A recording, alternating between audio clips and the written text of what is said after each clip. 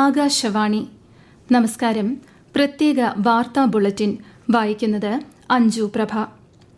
തമിഴ്നാട്ടിലും പശ്ചിമ ബംഗാളിലെ ഒന്നാം ഘട്ടത്തിലേക്കുമുള്ള നിയമസഭാ തിരഞ്ഞെടുപ്പിന്റെ വോട്ടെടുപ്പ് പുരോഗമിക്കുന്നു.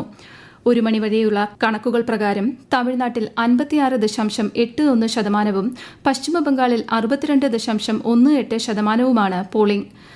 രാവിലെ 7 മണിക്ക് ആരംഭിച്ച വോട്ടെടുപ്പ് വൈകുന്നേരം 6 മണിവരെ നീളും. തമിഴ്നാട്ടിലെ 234 നിയമസഭാ മണ്ഡലങ്ങളിലേക്ക് ഒറ്റഘട്ടമായാണ് വോട്ടെടുപ്പ്. പശ്ചിമബംഗാളിൽ ആദ്യഘട്ടത്തിൽ 152 നിയമസഭാ മണ്ഡലങ്ങളിലാണ് വോട്ടെടുപ്പ് നടക്കുന്നത്. രണ്ടാംഘട്ട വോട്ടെടുപ്പ് ഈ മാസം 29-നാണ്. കേരളം ഉൾപ്പെടെയുള്ള സംസ്ഥാനങ്ങളിലും പുതുച്ചേരിയിലും നിയമസഭാ തെരഞ്ഞെടുപ്പിന്റെ വോട്ടെണ്ണൽ മെയ് 4-നാണ്. ഗുജറാത്തിലെ ഉംറേത്ത് നിയമസഭാ മണ്ഡലത്തിലും മഹാരാഷ്ട്രയിലെ ബാരാമതി മണ്ഡലത്തിലും രാഹുരി മണ്ഡലത്തിലും ഉപതെരഞ്ഞെടുപ്പ് പുരോഗമിക്കുന്നു.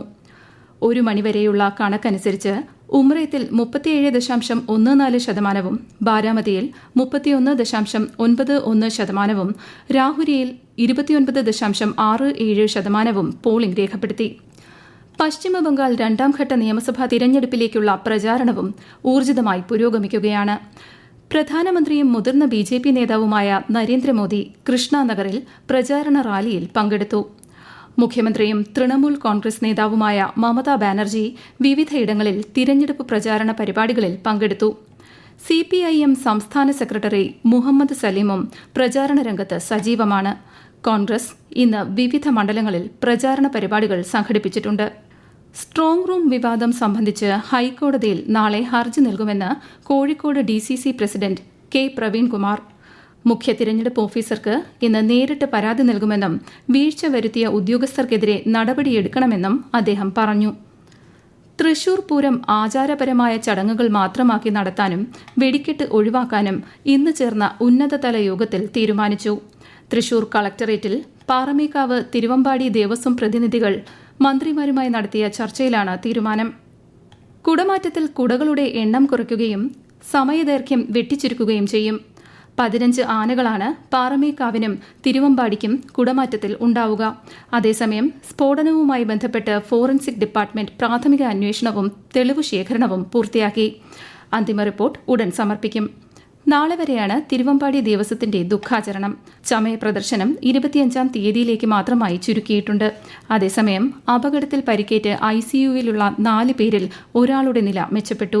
14 പേർക്കാണ് അപകടത്തിൽ ജീവൻ നഷ്ടപ്പെട്ടത്. തൃശൂർ മുണ്ടത്തിക്കോട് വെടിക്കെട്ട് അപകട സ്ഥലത്ത് ഇന്നത്തെ പരിശോധനയിലും ശരീരഭാഗങ്ങൾ കണ്ടെത്തി. മുണ്ടത്തിക്കോട് പാടശേഖരത്ത് നിന്നാണ് ശരീരഭാഗങ്ങൾ കണ്ടെത്തിയത്. 10 മൊബൈൽ ഫോൺ അവശിഷ്ടങ്ങളും കണ്ടെത്തി. അപകട സമയത്ത് 37 പേരാണ് ഉണ്ടായിരുന്നത്. പരിശോധന ഊർജിതമാക്കിയിട്ടുണ്ടെന്നും വിപുലമായ അന്വേഷണ സംഘം രൂപീകരിച്ചിട്ടുണ്ടെന്നും തൃശൂർ സിറ്റി കമ്മീഷണർ നകുൽ രാജേന്ദ്ര ദേശ്മുഖ് അറിയിച്ചു. സംസ്ഥാനത്ത് ഇന്നും നാളെയും താപനില 4 മുതൽ 5 ഡിഗ്രി സെൽഷ്യസ് വരെ ഉയരാൻ സാധ്യതയെന്ന് കേന്ദ്ര കാലാവസ്ഥാ വകുപ്പ്. കൊല്ലം, തൃശൂർ, പാലക്കാട് ജില്ലകളിൽ ഓറഞ്ച് ജാഗ്രത പുറപ്പെടുവിച്ചിട്ടുണ്ട്. ഈ ജില്ലകളിൽ ഒറ്റപ്പെട്ടയിടങ്ങളിൽ ഇന്നും നാളെയും ഉഷ്ണതരംഗത്തിനും സാധ്യതയുണ്ട്.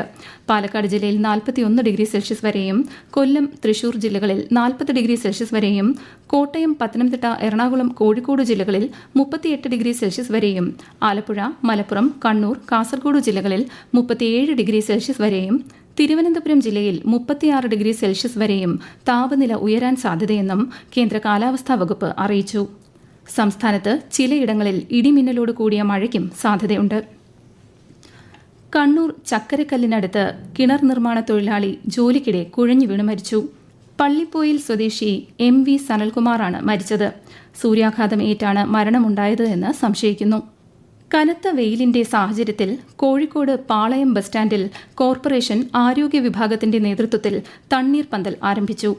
ബസ് സ്റ്റാൻഡിലും പരിസര പ്രദേശങ്ങളിലും എത്തുന്നവർക്ക് സൗജന്യമായാണ് കുടിവെള്ളം വിതരണം ചെയ്യുന്നത്. രാവിലെ 9 മണി മുതൽ വൈകുന്നേരം 6 മണിവരെ കുടിവെള്ള വിതരണ കൌണ്ടർ പ്രവർത്തിക്കും. തിരുവനന്തപുരം ചിറയൻകീഴിൽ 8 വയസ്സുകാരൻ പാമ്പ് കടിയേറ്റ് മരിച്ചു. ഉറങ്ങുന്നതിനിടെയാണ് പാമ്പ് കടിയേറ്റത്. അഴൂരിൽ മൂലയിൽ വീട്ടിൽ ദിലീപ് അനു ദമ്പതികളുടെ മകൻ ദിക്ഷൽ ആണ് മരിച്ചത്. പ്രത്യേക വാർത്താ ബുള്ളറ്റിൻ കഴിഞ്ഞു. അടുത്ത വാർത്താ പ്രക്ഷേപണം വൈകിട്ട് 6:30.